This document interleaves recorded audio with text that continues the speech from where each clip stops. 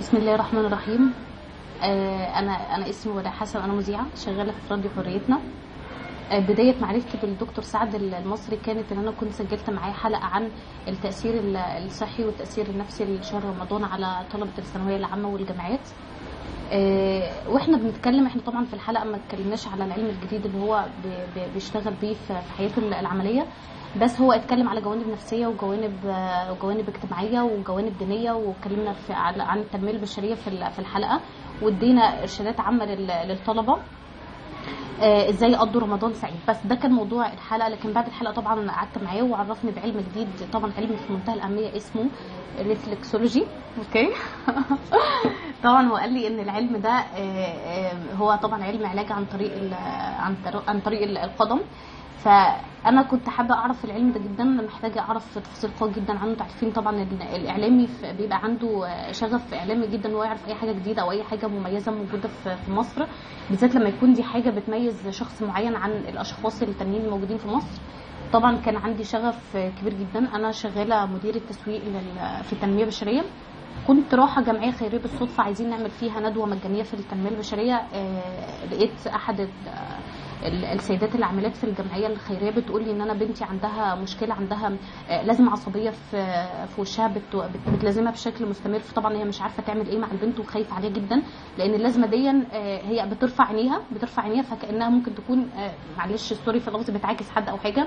فهي طبعا لان هي بنت فخايفه عليها ان ممكن ولد يعتقد لما يشوف الحركه دي ان هي بتعاكسه او حاجه. ده قالته لي فعلا قبل ما نيجي العياده. فطبعا انا قلت لها، بتقول لي الحاجه رضا ممكن تحل لي المشكله دي. قلت لها لا طبعا انا عندي الحد اللي هو هيقدر يحل لك المشكله دي بمنتهى البساطه، ان شاء الله هتبقى بالنسبه له موضوع سهل. في دكتور انا عارفاه اسمه دكتور سعد المصري، هو بيعالج بعلم جديد بعلاج عن طريق القدم. احنا هنروح له ونشوف الموضوع ايه ونشوف هيقدر يساعدنا ازاي. جينا للدكتور فعلا. الدكتور ابتدى مع البنت، مع بنتها. وبالمناسبه كمان البنت دي عندها ذكاء ذهني عالي جدا. عندها طبعا هي تحصيلها الدراسي رائع جدا، لان هي طبعا بتطلع من الاوائل. بس طبعا الدكتور قال المشكله العصبيه اللي في جسمها، ابتدى يعمل لها تحليل نفسي عشان يشوف سبب المشكله اللازمه العصبيه اللي في وشها دي جت منين. طبعا اكتشف من الكلام ان كان في قهر من المدرسه عليها في المدرسه. ده كان له تاثير عصبي عليها وتاثير نفسي جامد جدا عليها. كمان والدتها في البيت كانت في بعض الاحيان بتقسو عليها، بتضربها بشكل قاسي جدا. فطبعا ده عمل ازمه نفسيه للبنت عاليه جدا. طبعا انا عايزه اقول ان الدكتور من خلال كلامه مع البنت استنتج مجموعه الاسباب اللي ممكن تؤدي للازمه العصبيه اللي حصلت لها في وشها دي. ابتدى يعمل لها جلسه. انا طبعا وانا قاعده في الجلسه انا كان عندي اهتمام قوي جدا ان انا احضر الجلسه علشان اشوف الكلام اللي الدكتور بيقول عليه بيحصل ازاي، او هو حتى بيكشف ازاي، او ازاي فعلا انا عن طريق ان انا اقف في مناطق معينه في القدم اعرف المشاكل الموجوده في كل اجزاء الجسم. طبعا شفت الدكتور هو بيتلمس كل منطقه من مناطق القدم، وتلمسه لكل منطقه بتوصله لجهاز معين موجود في جسم الانسان وبيبتدي يديله اشارات معينه. انا شفت ده فعلا بنفسي. البنت ابتدى يحصل لها حاله استرخاء كامل في جسمها، كل الاجهزه ابتدى يحصل لها نوع من الاسترخاء الكامل. البنت دخلت في حاله من يعني حسيت ان حصل لها نوع من التنويم المغناطيسي بصراحه.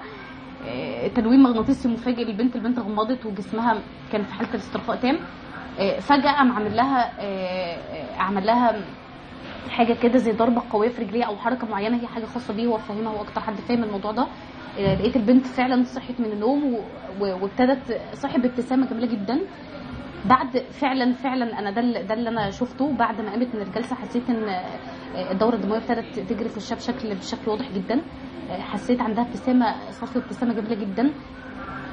معرفش، انا حسيت ان في بجد البنت من جلسه واحده في حاجات كتير جدا اختلفت معاها. فاحنا طبعا دلوقتي مستنيين هنتابع مع الدكتور الجلسات اللي جايه ان شاء الله، ونشوف النتيجه معاه اذا كانت فعلا اللازمه العصبيه اللي هي ملازماها في حياتها في وشها وتحت عينيها دي هتروح ولا لا. وهيبقى لنا لقاء تاني وفيديو تاني هنسجله واقول لكم ايه اللي حصل ان شاء الله. شكرا. بس ممكن اي حد يسمع الكلام ده؟